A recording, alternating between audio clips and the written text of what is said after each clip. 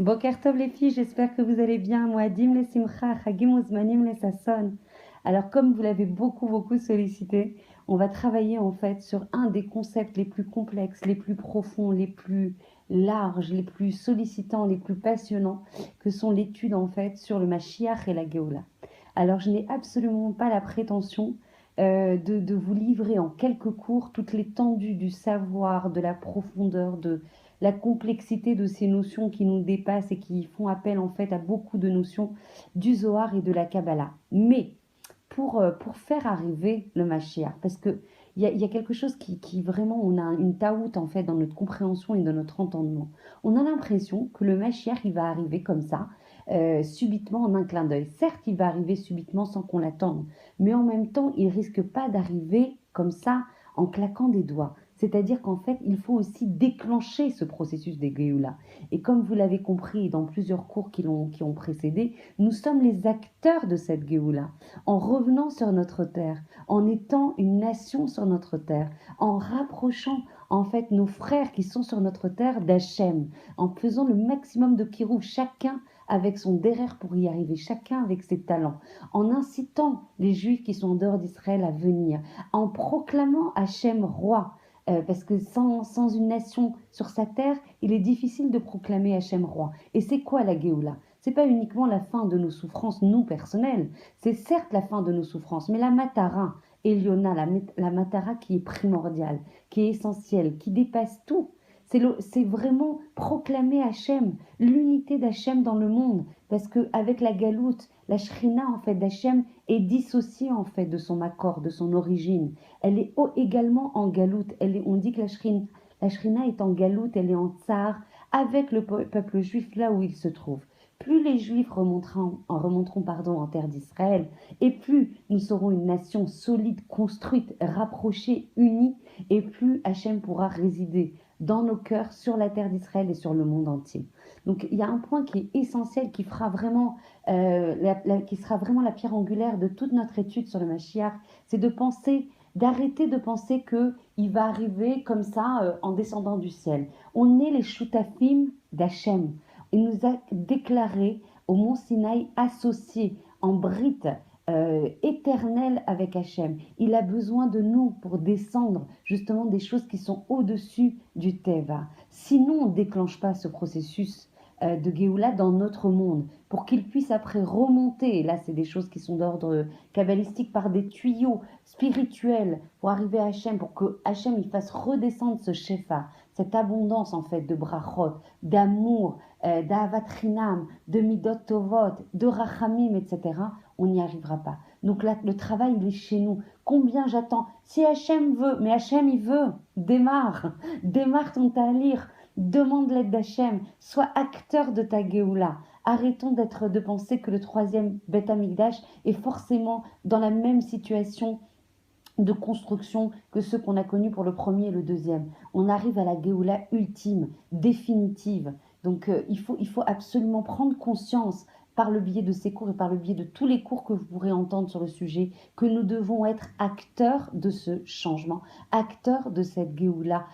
Montrer à Hachem, j'en ai parlé au cours hier, pour celles qui ont participé au cours de Shabbat hier après-midi, la rabbinite Kouk, qui est une très très grande rabbinite, de Tveria a fait un chalom qu'elle a partagé notamment avec certaines rabbiniotes, dont la rabbinite Yemima Mizrahi. Elle dit Hachem est conscient que la Géoula va être imminente, évidemment.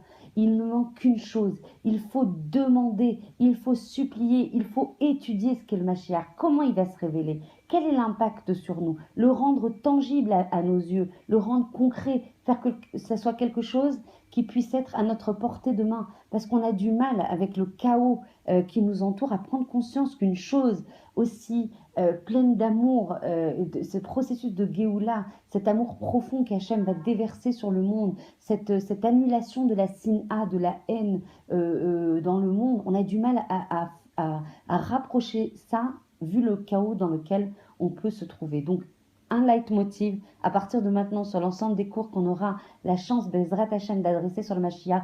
On est acteur de notre Géoula. Chacun doit prendre en conscience qu'il peut apporter énormément dans ce processus d'accélération de la Géoula. La Géoula, elle va de toute façon arriver. Les deux tnaïs, les deux conditions sur lesquelles on peut agir, c'est le temps qu'il va mettre pour arriver, Bezrat Hashem, et on sait que c'est de plus en plus imminent, il n'y a plus qu'à observer tous les signes qui sont marqués en fait dans nos livres se concrétiser sous nos yeux. Et la deuxième chose, est-ce que ça va arriver selon Yereskel ou selon les prophéties de Zecharia qu'on a lues dans la Haftara de Sukkot, soit Berachamim, soit Lo Alenu, je ne veux même pas en parler, de l'autre scénario.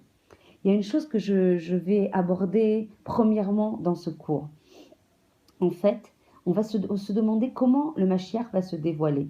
En fait, et cette personne-là, donc un homme comme nous tous, constitué normalement de chair et de sang, ne savait pas qu'il était le Mashiach. Il y a un moment où Hachem va lui révéler en fait qu'il est le Mashiach et qu'il a cette mission immense de délivrer le peuple d'Israël, mais aussi le monde entier de toutes les forces du mal qui l'entourent.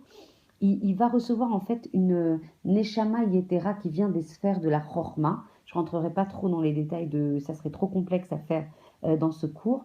En tout cas, à partir de ce moment-là, il va prendre conscience de sa mitzvah par cette Neshama Yetera qui va lui être associée. On dit dans le Zohar et dans la Kabbalah, qu'il va être, mais tous ses sens vous sont brasés.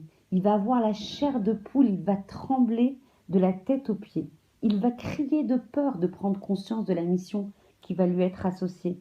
Il va avoir de l'huile qui va couler en fait des pieds à la tête. Et c'est là que tout ce processus d'amour, d'abondance d'amour, d'infini d'amour qu'il va recevoir d'Hachem vont embraser tous ses sens. Ça va le ravir. Et à partir de ce moment-là, il va rentrer lui-même dans un processus de Géoula. Sa personnalité va changer. Ses goûts vont changer, les livres qu'il va étudier vont changer, son caractère, ses midotes vont changer, grâce par le zérout de ce supplément d'âme qu'il va recevoir d'Hachem.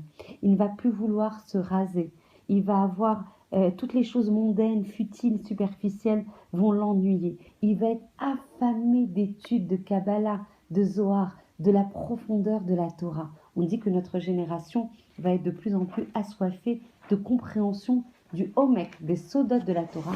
Et grâce aux nouvelles technologies, Internet, etc., les diffusions kara mondiales des sodotes de la Torah, les Bnei Israël, on voit déjà ce processus de Géoula se matérialiser devant nos yeux. On a accès de plus en plus à des choses qui n'étaient réservées qu'à des élites.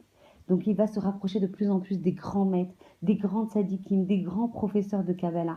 Il va aussi visiter les tombes de tzadikim pour absorber tout leur nefesh. Il va aller aussi sur les tombes de Shimon HaTzadik. C'est écrit clair, noir sur blanc. C'est pas moi qui vous le délivre, c'est écrit noir sur blanc dans plusieurs sources de Kabbalah et de Zohar. Tout le processus de Géoula personnel que lui-même va devoir enclencher pour après enclencher le processus de Géoula des Bnei Israël et celui du monde entier.